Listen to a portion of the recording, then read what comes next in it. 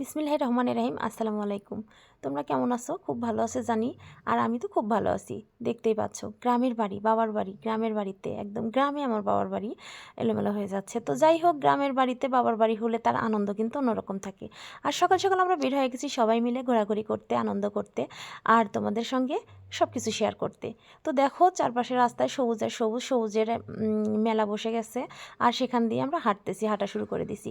আর আমার পাশে আছে আমার বড় মেয়ে। পাশে না, আমার মেয়ে হচ্ছে একজন পরে, তো আমার পাশেরটা ভাইস্তের বউ আর এই পাশে ভাতিজা। এই ভাতিজার বউ কিন্তু আবার ওইটা না। যাই হোক, এরা হচ্ছে যমজ। আমার দুইটা ভাতিজা এখন দেখবে এখানে আমাদের সঙ্গে আসছে, ওরা কিন্তু যমজ ভাই।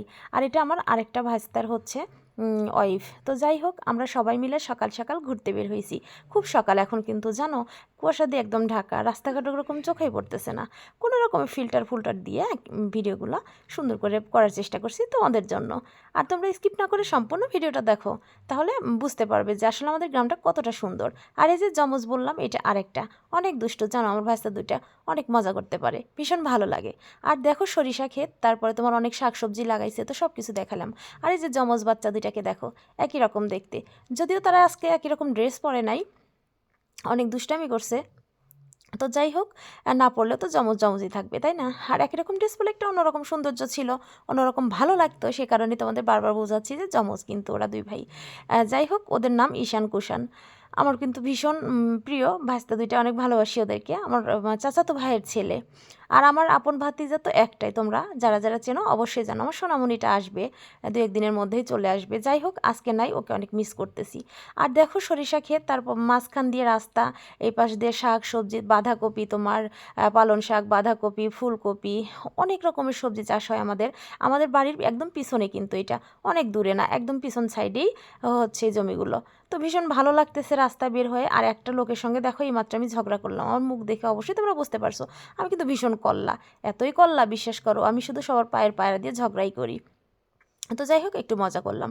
ঝগড়া তো অবশ্যই করি, কল্লা তো অবশ্যই। তারপরে এখন কিন্তু ওই লোকটার সঙ্গে ঝগড়া করছি কেন জানো? সে বলতেছে কি, ছবি উঠতে হলে বাসায় যা ছবি ওঠো, রাস্তায় কেন বলো তো? রাস্তায় যদি না আসি, তোমাদের যদি আমার গ্রামগুলো না ঘুরে দেখাই, তাহলে কি হবে? ঘরের মধ্যে তো সারাক্ষণ ভিডিওই করি।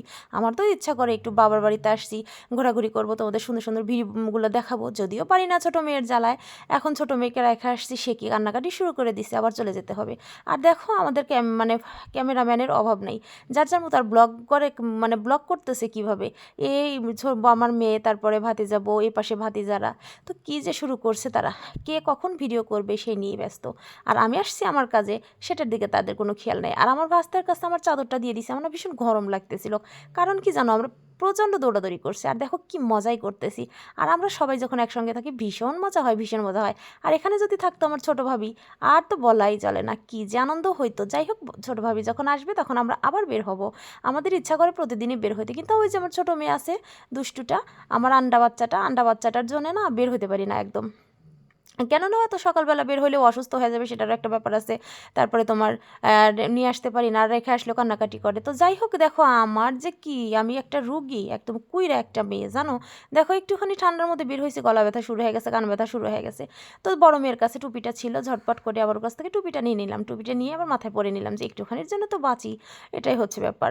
আমি তো কুইরা একটা মেয়ে, তোমরা জানোই, কাজকর্ম করতে পারি না, কিছু করি না, শুধু বসে বসে খাই আর ব্লগ করি, ভিডিও করি, এই হচ্ছে আমার জীবন। আর দেখো আমার ভাতিজা, তার নাকি শীত লাগছে, আর আমার লাগছে গরম।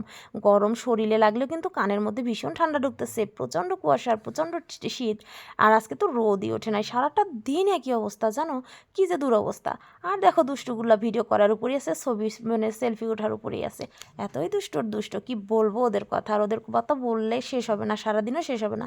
আর আমরা কতক্ষণ যে মজা করছি, সেই যদি ভিডিওটা দেই তোমাদের 15 দিনেও শেষ হইতো না। ছোট্ট মোট্ট করে একটা ভিডিও দিলাম তোমাদের, অত বড় ভিডিও আর কে দেখবে বলো তো? আমার নিজেরই ভালো লাগে না অত বড় ভিডিও, তোমাদের আর কি ভালো লাগবে? তো যাই হোক, আমাদের গ্রামটা কেমন, তোমাদের ভালো লাগছে কি না কীভাবে জানবো? আর জানানোর যদি ইচ্ছা করে প্লিজ জানিও তোমরা, আমার বাবার বাড়ির গ্রামটা কেমন। আমার তো ভীষণ ভালো লাগে, আমার শুধু বাবার বাড়িতে থাকতে ইচ্ছা করে, কিন্তু কিচ্ছু করার নাই, নিজের সংসারে ফিরে যেতেই হবে।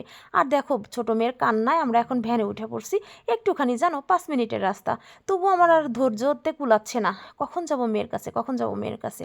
কেননা মেয়ের কান্না আমি আবার একদমই সহ্য করতে পারি না। সে কি কান্নাকাটি শুরু করে দিচ্ছে, আব্বা ফোন দিছে তাড়াতাড়ি চলে আসো। আমরা ঝটপট একটা ভ্যান পেয়ে গেছি, ভ্যানের উপর উঠে আবার চলে যাচ্ছি বাড়িতে। তো যাই হোক, মেয়েকে এখন যা বকা দিব সেটাই ভাবতেছি, আবার কান্না করতেছে, ভালোবাসতে ইচ্ছা করতেছে।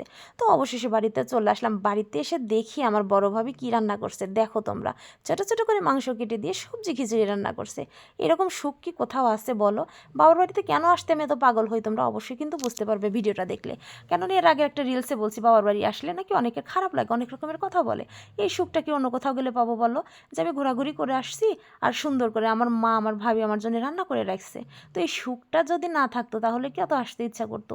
এতই সুখ আর এতই শান্তি আমার বাবার বাড়িতে যে আমার সারা জীবনই মনে হয় এখানেই থাকি। তো কিছু করার নাই, স্বামী তার জন্যও মায়া লাগে, তাকে তো অনেক বেশি ভালোবাসি, তার কাছে না থাকলেও তো চলবে না।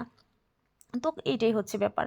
আর আমার মা মেয়ে, আমরা মা মেয়ে দুজন খেয়ে ফেলছি, আমাদের খাওয়া হয়ে গেছে, সেটাও তোমাদের সঙ্গে শেয়ার করা হয় নাই।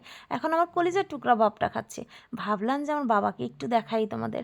দেখো কি সুন্দর করে চামিচ দেখাচ্ছে, আর আমার বাপ যখন খায় আমার কলিজাটা ঠান্ডা হয়ে যায়। কেননা আমার বাবা না খুবই বেঁচে খায় জানো, কারণ হচ্ছে তার ডায়াবেটিক্স আছে, অসুস্থ, সে কারণেই সে এটা খাবে না সেটা খাবে না, প্রচণ্ড শরীরের দিকে কেয়ার করে সে, শিক্ষিত মানুষ হলে যা হয়। তো যাই হোক, আমার বাবা খাচ্ছে আর আমার ছোট মেয়ে দৌড়াচ্ছে, আর ওইখানে আছে আমার আর একটা ভাতিজির ছেলে।